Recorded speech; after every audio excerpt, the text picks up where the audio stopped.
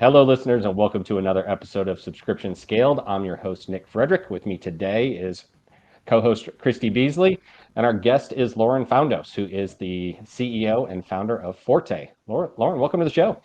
Thank you for having me today. Yeah, awesome to have you. Well, can't wait to hear about the story. I know you guys have a lot of things going on over there, but I was looking at your background a little bit. Seems like you've had some diversity there, being a Totally. trader. How did you end up in fitness and on top of that, fitness technology and marketing? Totally, yeah, a whole new world. I've always been into fitness my whole life. I was an athlete growing up, so that for me is something I'm just super passionate about, which, was a natural extension. I played sports my whole life. I played field hockey. I was a two-time All-American, played in the US program, played for the number one D1 team. So working out fuels the core of my existence.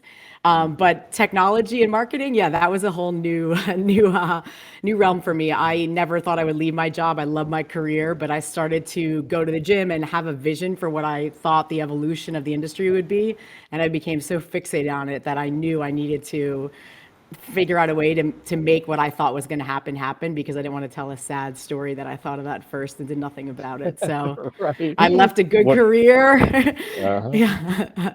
And just like every time I have a glass of wine, I'm going to be like, I thought of that. I was like, I don't want to be that.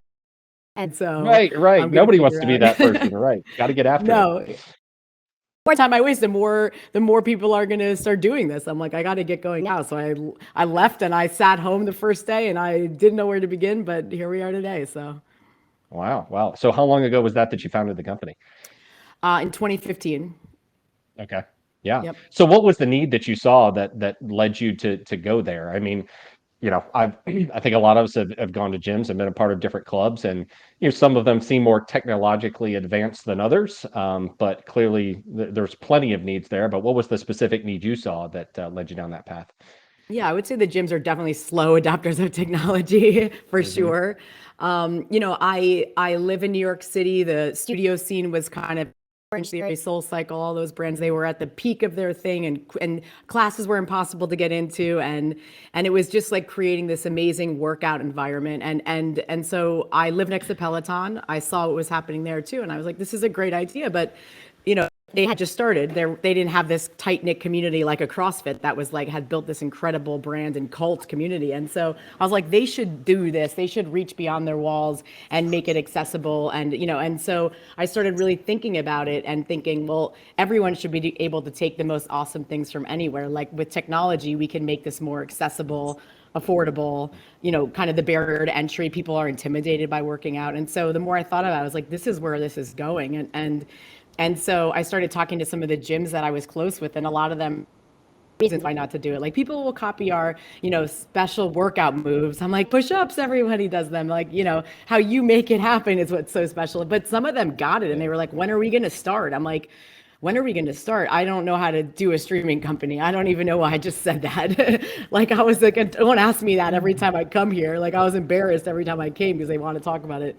And so I was so fixated on that. It's interesting because I drew out what I thought the product should look like, and it's exactly what we've actually built with pretty Really? little deviation. Yeah. Wow. And Very few people and can say that. so that's pretty cool, and it's fun to see the world caught up to where my head was at right as a founder. So it's Mm-hmm. exciting. Yeah. So what's all involved in the product? Obviously, streaming of the classes, but I'm Yep. assuming there's some other things around it. Does it do full gym management and everything, or are you focused on the streaming piece? Yes.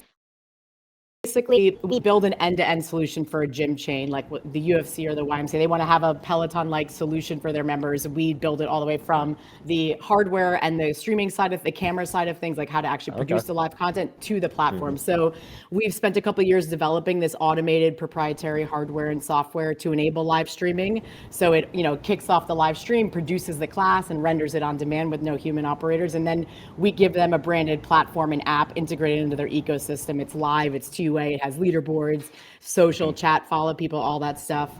And we integrate actually with the CRM systems and the booking management system. So like the mind bodies of the world. Okay. So they can, give their members access to that. And it's all, in one sort of omni-channel type of offering as opposed to being separate entities. So it's a full end-to-end. Basically, they focus on what they're great at, which is community, great content, right, all that stuff, and then we power all the things that make the complicated tech behind the scenes there. Yeah, deliver it digitally. So Totally. is this a white label service then, or is it branded as B2B white Forte to label. end consumers? Okay. Yeah, so white label. So we initially had built a marketplace. We still operate it. That's Forte, but the big gym chains wanted their own product, and Sure. so Hmm. yeah, and so we were like, we want to power the biggest guys, and we want to help facilitate that. So we ultimately sort of moved our focus solely to a B2B model. Yeah. So is this solely to their members, or are you helping them with marketing and acquiring new members as well? Yeah, so like the kind of easy member, the easy like user, adoption for us is their members, right? Like in the Yeah. US alone, these gyms have 60 million members.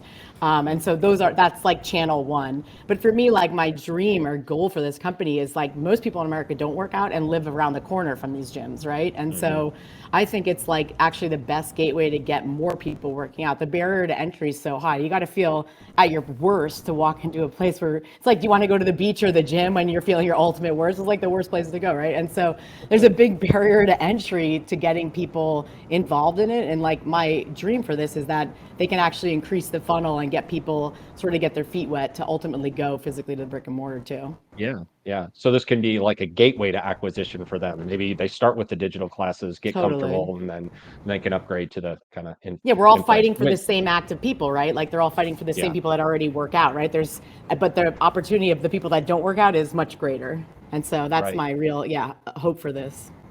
Well, For one of my sorry. when you have classes, at midnight, how many instructors are? I really loved it when they started doing a lot of things because you could and do it on demand whenever is good for you. That might be 3 a.m. and not 10 a.m. in the morning. So that really good aspect to that as well. Totally. Like the gyms like had this like fear that it's going to cannibalize their business. And to your point, it actually increases the amount of people that are in people work out 22% more when they have the optionality to do something on demand. Like in the old days, how many times like I would get stuck at work and be like, oh, my class is at 6 and I just couldn't leave, right? And I had paid for it. You just don't, you would work late and then that was it. And so it actually Mhm. increases engagement when people have the flexibility to, meet them where it works for them. So is the streaming live Yeah. on demand, a combination of both? Yeah. So and then immediately rendered like on demand. Okay. And it's two-way video too, which is pretty close to being there, right? Like you're kind of being Yeah. lazy. They're like, yo, Lauren, stop playing on your phone. Like they can watch you, they can correct you. And the cool thing with the on demand is it's also two-way video. So you could do a class that happened in the past with a friend, and because of the leaderboard, it feels live, right? You start over again, and so the experience is a little bit more interactive than just a static on-demand video. So the on-demand is also pretty cool as well. So is this the first time you've kind of launched a subscription type service or been a part of coming out of a new industry? Totally. So this is, everything is a first for me, I would say, for the most part. So learning, from music licensing, I feel like I have an unofficial degree in law in that now, to all the things that, we're going to talk about today. Everything has been a first, but obviously, I've surrounded myself by people a lot smarter than me, people that have done this, many times over. Obviously, many of our investors are involved in companies. And so, I put a lot of weight on having people that have had those experiences and not thinking that I know better than anybody, that's for sure. That Well, it is a sounded good like place to you start. started this from, yeah, you started this from a place of like, you said, hey, you guys should do this. And then some of them said yes. And you went, oh shit, I got to figure this out now. Yeah, Right. totally. So as you did that and started figuring out and growing, like when did you decide was the right time to do different scaling points, to bring in maybe outside money and add team members and things like that? What were the different levers or, points along the way that you said, yeah, it's time to take this next step? Totally. So at first I started doing it kind of at work and like found somebody that kind of knew about engineering and we would talk about it. It was just like a game that would distract me at work. And then ultimately I became really certain about what I thought was going to go I had to leave my job ultimately to be able to focus on it and to get this other people to focus on it. And so that was the start of it. And then, trying to raise money while you're then realizing that we have to build an entire tech platform, right? And something that we were building a better mousetrap. It was something that didn't really exist. So it needed to be built in some fashion, even if it was an MVP, to show the people, because they couldn't grasp the concept, right? It wasn't like, Vimeo does this and we're going to do it better. It was like, this doesn't really happen right now. And so we had to have something out there to kind of show and test and kind of, so we needed to have money to raise to be able to get moving there. And so obviously, raising money and working is like, at the time, investors not be cool with this. It's like, now, eventually I had to just go all in if I was going to make it happen. And so I started, I self-funded initially a little bit because I was fortunate enough to be able to, and just to figure out what all the, the whole world of angel investing, venture capital, and what all that was, right? Like, I find my notes sometimes that I took upstairs in the first days and I wrote down, like, what is venture capital? I'm like, what a moron was I? Like, I can't even believe, like I didn't, yeah, I was like, oh my God, I can't believe I wrote this down. I'm like horrified at myself. Like, like I worked in finance, but you don't know the nuances of, VC funding, right? Unless you're operating in that world. It's kind of funny as a founder to see how far you've come. I love that you keep those old notes and you keep the last out of the lessons learned, because I do that quite frequently as my old stuff. You're like, oh, I must have been so ignorant back then. So lessons learned. I'm like, who doesn't know? I didn't know this stuff. Like, wow, that's embarrassing. But I didn't at one point. So I also with and actually sat in classes and looked at your checkout flow and how you're getting customers. One of the things that I did notice is that you do have variable price points and options. How did you guys land on that? Was it trial by? Did you have the price points and the price in there, or have you? Yeah, so I think, are you probably looking at Fortë Fit, which is the marketplace, which is what we initially built. But like, if you go to the YMCA, so actually each of our clients prices it differently. So in some cases, like in the UFC's case, they include it in their highest tier membership. It's an add-on then for the middle tier, and then you could be digital only. In some cases in the studio world, it's more pay per play. You pay for a class, you pay for 10 classes. So they charge kind of for it more like a traditional subscription. So we're B2B, so we charge them per user, and then it's sort of up to them however they want to do it. And I think that's still an art that's being sort of determined the best way to do it, right? Like including things, sometimes people don't value it that way, right? But at a gym, you sort of expect those things to be included. So we certainly have, it's ultimately our customer that ends up determining the pricing in our core business model. End up helping make basically launching the service, kind of step back from that process. So I think now that we have a kind of a good, we have a good cross cut of all the sectors and how and what's working, we certainly take a strong stance on what we think, is a good way to support that, I think. So yeah, so we definitely have opinions on that. And I think, they're obviously willing to listen. It's a whole new business model. So, I think what's been even more interesting was our customer is the gym, right? Like the pricing between them, which I find very interesting, and helping them see the value, because if a gym chain collects $200 a month, every other dollar they pay out to a vendor just kind of cuts off that $200, right?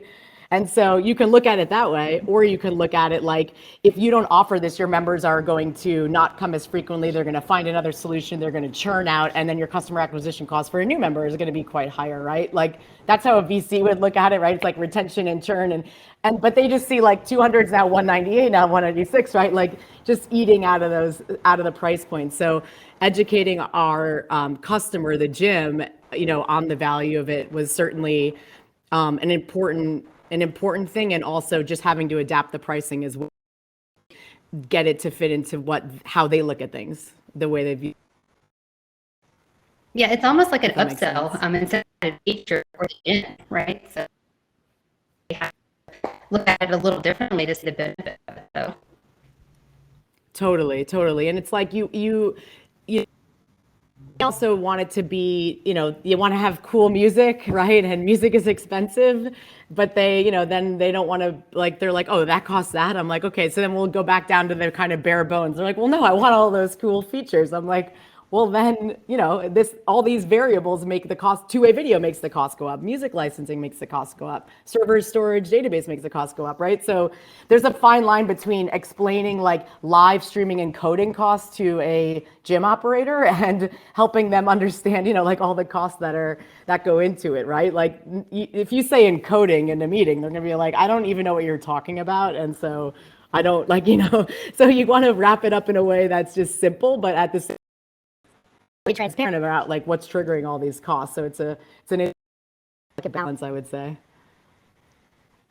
Yeah, and that's a very good point to call out a lot of times. For new products, a lot of companies consolidating and wrapping it up almost into a package that the end consumer doesn't have to break through all of the weeds to figure out. If you package that as a solution to them, then it makes it for them to purchase. You probably had to do that a lot when you're trying to sell the product. What's interesting, so when before the pandemic and we were selling this, people hadn't really got into, or gyms hadn't really tried to live stream. They hadn't really gone down this road heavily. But now a lot of the clients that we have tried to do things for a year by themselves. And they value us a lot more because they know how hard it is, or they were trying to make Zoom look good, or whatever they were trying to do for the last year, right? And like, it feels good because then they use our thing and it's like this magical automated production system that is cutting camera angles and mixing things with no human operators. And they were trying to set up a tripod and a camera on a Zoom or on OBS. Like they actually realized like, wow, this is pretty amazing. Before they hadn't done it, so I don't think they really saw or understood what we were bringing to the table. But now that they've had to kind of get their feet dirty, like, awesome. So that's been fun and interesting to see as well, that they've tried to execute on their own and they realize like this just isn't our core business. And I think that's the bottom line. It's probably little things that you don't realize when you're trying to stream first time, it never occurs to them. But something that just popped in my mind is if you're just setting up a camera in the corner with a tripod and you're trying to show somebody a proper way to do an extra, they need a different angle. So having to be able to switch to a different angle to see how the body's positioned, somebody's on the side of the camera that are doing something correct. So Totally. All the features actually that the trainer has are different than what the end user has. So, if you watch a streamed workout class on Zoom, the trainer goes up to the computer, their nose is in the camera, they're trying to see what's going on. All the things they would try to do in the middle of the class, the instructor's view is scrolling through the leaderboard and people can raise their hands so they can get extra attention if they don't think their form is right. And just all the things that they would do that would make it unprofessional or distracting for them, that our system is doing all those things to help facilitate a good experience for them, and in the case if they have people in the room as well. So tell me a little bit about your tech stack. So you have a lot of emerging technologies, it sounds like, that you're using. So what are some lessons learned, some hiccups that you may have learned along the way, and how are you doing today? Would have done differently? For sure. Yeah. So I would say we've definitely learned a lot every day, poses endless abyss of challenges with technology. I appreciate technology a lot more. Sometimes I'll go to like a website of like a restaurant and something doesn't work and I always write them and let them know, because you just don't know. Like usually people get frustrated. Everything's supposed to work. And so now that I run a technology company, I'm very sensitive when things aren't working properly to nicely report it. So, because I know it's helpful to have a whole new respect for technology and how it works. But I would say for us, one of the biggest as well. And sometimes I'm always cautious about like, I don't want to offend you telling you that it's bad, but I'm also just trying to make sure that you understand you have an issue. And really nice people to do that. No, I'm using a MacBook Pro Chrome. I'm on Safari, blah, blah, blah. Like I tell them all the things they need to know to troubleshoot the issue. I'm like, there you go. Have a wonderful day.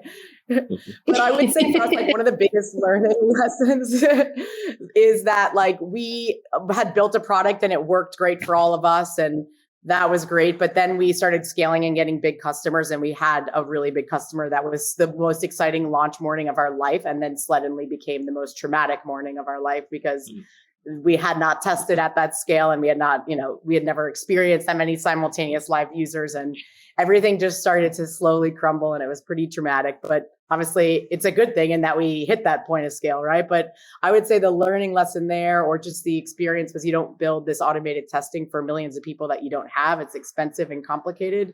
At the same time, you want to be prepared for what's to come. So I think that was an interesting experience. And just in that, it's always a little bit of a chess game, even with some of the security and legal decisions that you make, right? You don't want to have the most secure website on earth if nobody knows that your brand exists, right? Like there's a balance between totally, right? So like, I think that there's that, but it's also, just preparing, having this continual like scale behind the scenes, knowing the limits and all of that, because we are certainly pushing the envelope on especially two-way simultaneous live videos. Zoom is an app for a reason. On the web, it doesn't work really well, some of these functionalities. So, really pressing some of that technology is definitely exciting. With leaderboards, there's so going on. And I think the other irony in this is that we would test it and it worked great, right? We all have like brand new computers, supercomputers, like top of the line computers. And then, we have people that are end users that are on like the first edition iPad, right? And like, things like that. And so it works great when all the 60 employees get on and test it, nobody's got any issues. And then like all of a sudden, there's all these issues. So I would say that's probably been like our biggest challenge. We called some big companies in the space that have massive amounts of people on live streams. And I was hoping they had this secret and thousands of people around the world to log in. I was like, wow, there was another way to do a round of testing. But it's still like, you could build a bot to log in and validate that login, but is it a good, is the stream glitching? Is the sound, right? There's all these other things they can't always report. And so like the final step is like ultimately hiring people all over the world to do it, which, haven't perfected all the things. But I would say that was an interesting balance, right? And like preparing for these next levels and just, I was frustrated that we weren't prepared. At the same time, I would have been frustrated if they told me I needed to spend, $1.5 million on some testing tool. I would have been like, you're out of your mind. We're not doing that, because the other day they told me this little testing tool, they're like, it's only a 1 hour test. It'll be $225,000. I'm like, just for this testing tool for one test? I'm like, no, what? That's crazy. So there's a balance. I think that's probably the most interesting aspect is just, preparing for all those variables. And there's a lot of unknowns too. I think, we work on Microsoft, and Microsoft was out this last week intermittently, and it's frustrating, right? And the client doesn't really care that Microsoft's having a problem. So, I think that, like I said, that brings me back to my sensitivity now for all technology having issues. Yeah. I mean, we're almost entirely on AWS, and they've had some problems too. No one's immune. No, exactly. Nobody's immune. And I could see the government has servers on Microsoft. And so I'm like, if the government's down, then it's not looking good for Fortë. Yeah. AWS and Microsoft go down, we're all screwed anyway. So exactly. Might as well get on their boat. Totally. How do you go about evaluating different technologies? Did you just, source other people in the industry to see what they were using, or did you do a lot of research? Like, how did you go about selecting your stack that you? Yeah, I would say so. Initially, it honestly came down to money. We looked at a lot of the infrastructure platforms like Wowza and Ustream, and to even test the live streaming, we would have had to pay for that, and that would have been just like $1 million of like us just fooling around trying to like test the hardware and test the stuff. And so Microsoft actually has a really great startup program, and that enabled us to get off the ground with their credit system and be able to do that. They were also a good option. Obviously it's Microsoft, right? So they are a great option, but that the other ones didn't have that. So that was an initial reason for us making those decisions, was the funding in the beginning, right? So I think that and Amazon has obviously come and built a great, really moved fast and is great at that now too. In terms of the two-way infrastructure, we went with somebody that is really, that's their core focus of their business, versus, some of the other big guys that they all have a tool that supports that. But the one we use is a little bit more niche, but that's their core focus, which is exciting and gives us a lot of flexibility to do cool stuff with. So I think a lot of times it comes down to money at the end of the day, who makes a good offer, who matches it, right? Like, I hate to say that. Right. And then also, because some of the price variance and even just the two-way tools is dramatic. And our customers, they don't understand all of these costs, right? And so that's a big part of it. And obviously the reliability as well of some of these tools. So, and you may have said this earlier, so we may have to put this in, but so you have Fortë Fit, but then you also do B2B. Can you explain? Yeah, so Fortë Fit, we initially built a marketplace, which is like a smattering of all different studios, like a Netflix hub for the best type of classes around the country. And we were trying to basically get all the best gyms to create that, because that's everything. But what we found was the largest gym chains wanted their own platform. Like all of this hardware, software, this technology that we deploy, they wanted everything we had, but they wanted it in their own ecosystem branded for themselves. And we kind of fought that for a little bit. And then we realized we're a gym chain with 4 million people, not a yoga studio necessarily with 100 people. And so we're like, let's just give them what they want. I think in my mind, the consumer still wants everything, right? Why pick one thing when you can have everything? Like, the consumer still wants that, but the gyms wanted their own platform. So we decided to make a shift actually to this B2B white label model. All the technology that we had developed over the course of the 3 years before that was still relevant and is still all used. And so we decided to make that shift right before the pandemic. And then March 2020 happened. And obviously the need for the product is, undeniable at that point. So that was an opportune time. We had built this monolith, this single instance marketplace. And so we decided initially to clone and skin and make and do that in the interim while we work on sort of multi-tenant backend, which obviously is a much more efficient SaaS. But we wanted to get going and prove demand and that, gyms would pay for it. And we proved that. And I didn't know that was going to happen at that time. So that was a whirlwind of a year. So another thing that you did mention is, so do you still do any of the B2C, or are you just focused on B2C? Or sorry, you only focus on B2B now? The marketplace, because it kicks off good revenue. We don't allocate resources or time to kind of growing the product. So the product just exists right now. And we use it honestly for testing and a lot of data analysis and stuff like that. So it's actually a productive tool for us internally as well. Like I said, I do think there is a world where that's actually, kind of the right answer. The goal there was to bring a bunch of great, don't feel that they're competitors. So the person had access to a lot of different things. The fitness industry in general has a lot of churn. It has a high churn, and it's because people get bored and they go on kicks and they move around, and the consumer behavior favors that model, but the gyms are not there. So right now we're gonna give the people what they want. And I think, as time evolves, then we'll see, where this all goes. But like I said, we had our technology, our competitor video, Uscreen, Zype, just video hosting services with a paywall. They're not, I don't consider them, nobody says what are the feature sets on Fortë and what are the feature sets on Vimeo? Vimeo caters to everything, right? So it's a much different, we have this leg up that we're very focused on doing a good job here. So we want to keep running with the tech that we have and with this niche that we've really, kind of, the gyms will be like, this is exactly what I'm looking for. I'm like, I know. I've talked to a lot of you. I thought about this for a while. They're like, every box is checked. I'm like, I know. I've talked to hundreds of you. That's how I did this. And I think too, it sounds like you put your personal experience on a lot of your recommendations, and that,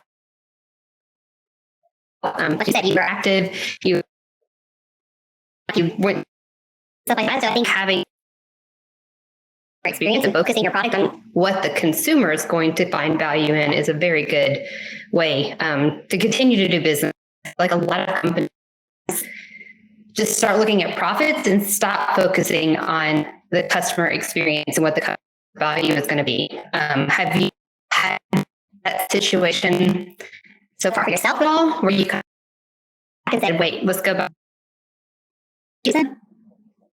Totally. That's like, I feel like that's actually my secret weapon, as silly as it sounds, is like, I'm the founders of huge companies in the space. And they're like, I don't did this, or I don't know. They're trying to figure out what girls like me do every day. I'm like, listen, I know I'm scrambling. There's a pandemic. I'm trying to figure out how to take my favorite class. Like, this is what I'm doing right now. I feel like that is actually my secret weapon. And that's all I think about. Like I, when we were completely shut down, it was very easy to figure out how the gym will utilize the tool, right? Nobody could go there. And so that was phase one, but that's not the existence that's going to be forever. And it's not now. And so I would stay awake at night at the start of the pandemic, make our products super functional when we're into the next phase of this and done with this, right? Like, I need our tool to always be functional. How would I want this to work? And so, like a lot of the stuff that I stay awake thinking about is like, how is this useful going forward? How do we give people the flexibility that we want?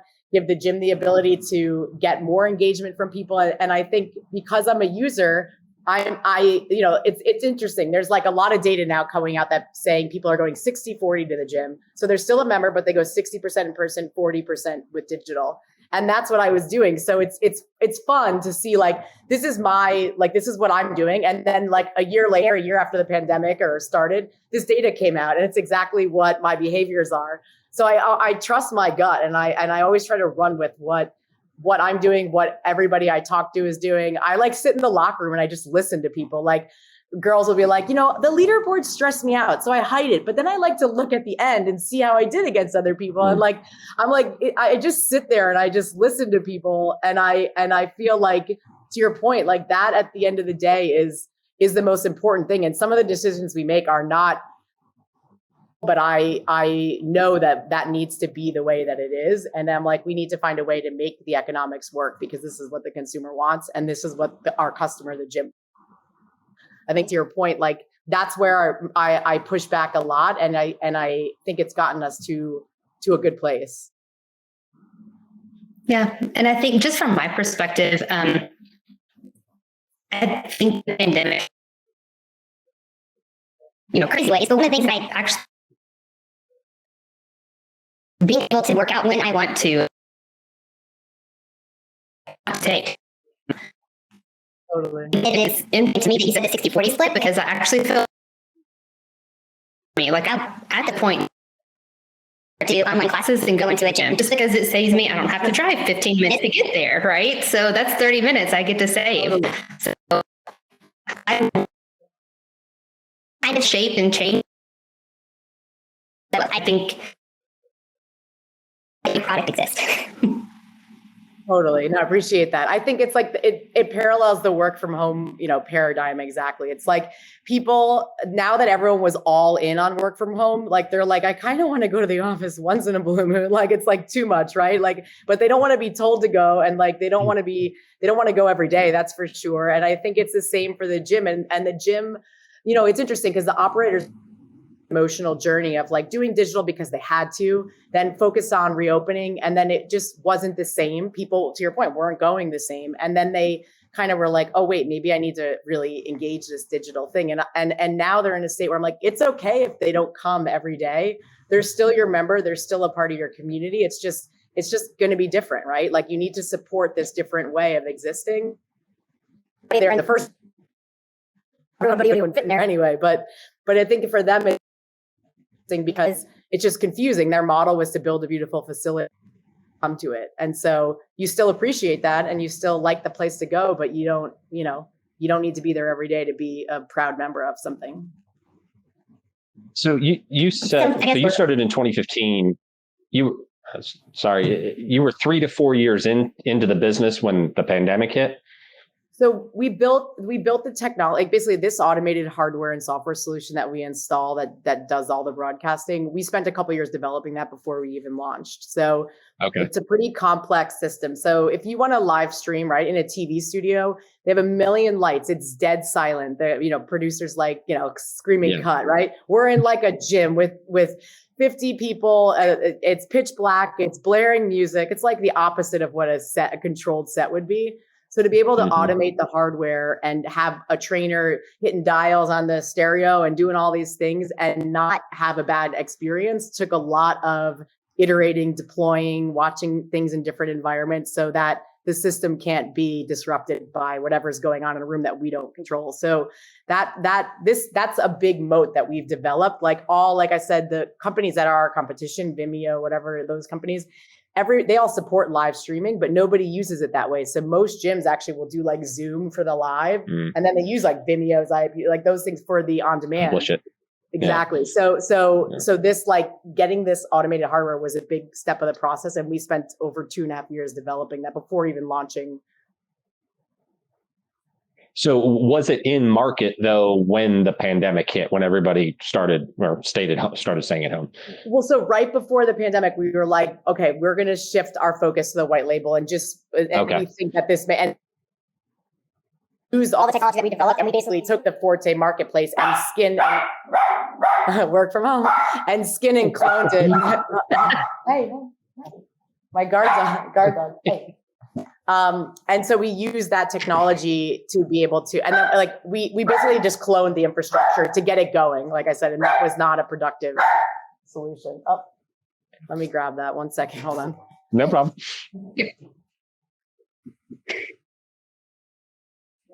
My dog's over here perking up. Like, who's that? She barks, and then when the door opens, she's just like, hey. I'm like, you're not even going to be mad when they get here. Oh, it's a Westie. Yeah, let's control ourselves. Yeah. Now, well, she's making my dog perk her ears up over here. So my dog's like, who's that? Well, I was asking because I would think, you've got all of these gyms out there that have monthly members, and now the pandemic happens and they can't even go, and they're dealing with massive amounts of churn and probably even chargebacks and things like that. I have to think that just drove demand through the roof for you overnight. Incredibly. I mean, we went from a couple people running a startup to, well over 60 people. Wow. Really quickly. I would say, I feel like, everyone was like, oh, the pandemic. I was not sleeping. Like it was crazy. I don't even know. The whole thing was like a complete blur. I guess it wasn't the circumstances that we wanted them to adopt technology on, right? Like it was a pretty, it was traumatic. Like I think, over 25% of gyms are closed permanently. Like it was a bloodbath. Like every industry was hit horribly. And so it wasn't the circumstances that we wanted them to, people were calling like, I shouldn't have strung you along. I should have done this 6 months ago. And, I'm like, kind of like, but I think the silver lining was like, I do think that this helped the gyms like adapt the consumer. So like 67% of US gym goers were using digital before the pandemic. If I would tell the gym that, they're like, well, we don't want them doing that. I'm like, well, they're starting to do that. Like, it's like the taxi limousine commission didn't want Uber to exist, but it does. And they just sat there hoping it would stop, and it didn't. And so I think like the consumer adoption just, was expedited, but I think in many ways it forced the operator to really recalibrate. And I think they would have kind of just snoozed through it had this not happened and just been too late to the party. So I think in that regard, it's a good thing for the industry. Well, we're about to close. Is there anything that you would like to share with any other startups or subscription business that are some valuable lessons that you would like to share with it? I would say on the pricing side of things too, one of the mistakes that we made, we price it per user. And so our competition's price is a lot lower, but in our bundled price is the music licensing, is the two-way video, wearable costs. And so we see sometimes the client will make like an Excel and have like Fortë and then have the price and so so they just look at the numbers and then it comes down to that.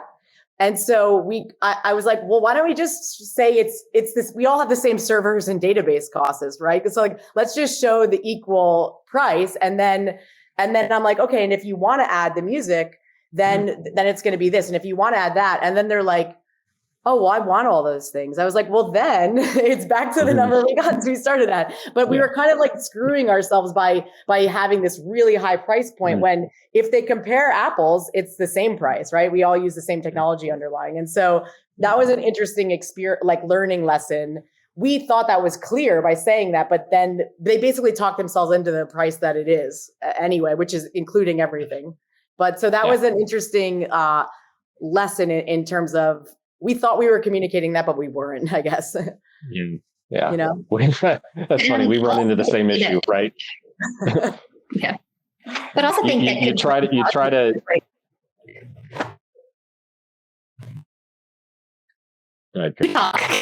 delay.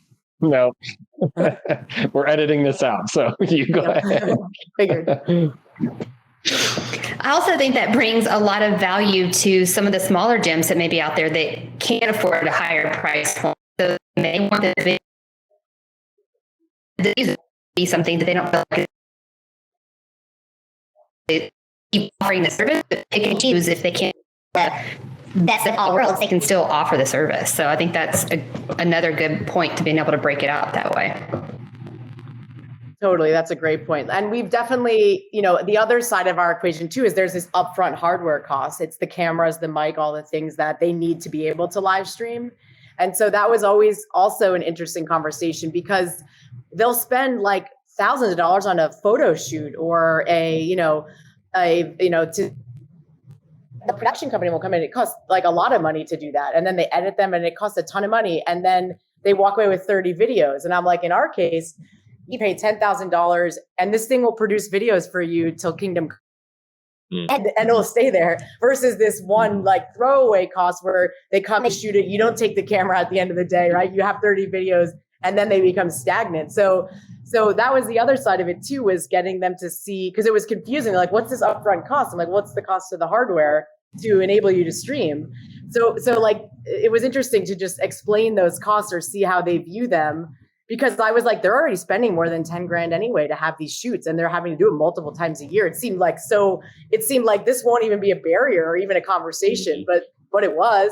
And on live streaming, and they need to have a producer there, even if they get somebody that's like a lower level junior person, 60, 70 grand, that's just their salary to operate whatever they need to have there to do it. Right. So like in my head, I was like, this is going to be a no brainer, but it had to get to a place where now we have helped them understand this, but it was definitely a hurdle at first because they're like, oh, you have an upfront cost, the others don't. I'm like, well, they do because you got to shoot the content somehow, right?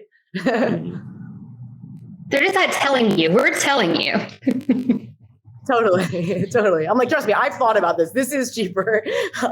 I know this for a fact. So yeah, I think the other side of it though, and when it's like, okay, live encoding is this cents a minute and, databases and servers is this. And that was also like confusing and too much information, but we were trying to be transparent about what triggers the cost. But it's like, nobody in this world, I didn't know those words before I started working at this company, right? So it's like, you're just telling people like useless information. So it was an interesting thing getting to the pricing structure and figuring out the best way to do that. The other thing that we battle is they're like, well, I want to know how much it's going to cost. I was like, well, then we'll have to cap the amount the users can watch it because there's a pandemic and I just can't say it costs 50 grand a month. And then everybody uses it and I choke on 200 grand. Like can't price it like that either, but they didn't like capping it because that's a bad user experience.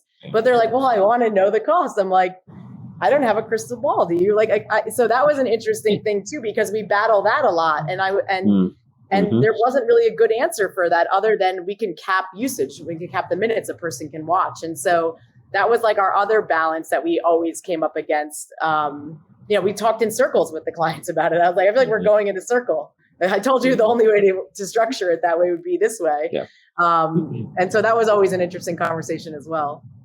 Well, it really seems like you have been very upfront and transparent with your clients or prospects about what's involved here and my costs that go into this. And, I'm not trying to take you here, take you for a ride, but, I have real costs involved here. And I'm sure that, that's very much appreciated, because so much of, SaaS and other products that are out there over the internet these days are like, you feel like there's something being hidden from you. Totally. Especially when we're talking about B2B. So I'm sure that level of being open and upfront with them is appreciated. Totally. We integrate with a lot of the CRMs, and they're old companies. They've been around for a while. And so we hear their gripes about them. Like basically like they all hate the CRM system they use. They literally, nobody says I use XYZ and I love it. Right. And I tell my team, I do not want us ever to be spoken about like they speak about these companies that have been promising these things coming out for years, and they were their most important client until they got another one. I want everyone to feel important. And I'm like, we're a new company. We have this fresh start in the industry. Like, I want to be different, even if so I do ask them, I'm like, I price it per what works in your head, and I'll tell you why that doesn't work for me, and let's get to a great place. Like, the bottom line is, I'm running a business and so are you. We need this work for both of us, right? And I think trying to have some of those conversations with people that I really trust are going to work, are not just trying to like figure out information and use it against us, I think has been really productive in figuring out how to those conversations. Yeah. Yeah. Oh, well, Lauren, we have certainly enjoyed chatting with you today. Learned a lot and loved hearing about your journey. It's a very interesting model and sounds like it's just been a great ride so far. If any of the listeners want to learn more about Fortë or ask questions from you, how can they do that? My email is lauren@forte.fit. You could find us on LinkedIn and reach out to us. We'd love to connect. We're always looking for great talent, great people as well. So please reach out to us if you are looking for a job and ready to work hard. It's certainly a lot going on. Yeah, it sounds like there's a lot going on there. So be ready to work, right? No shortage of work here at Fortë. Yeah. Well, cool. Well, Lauren, we really appreciate the time today and best of luck. Thank you. I appreciate it. Have a good day.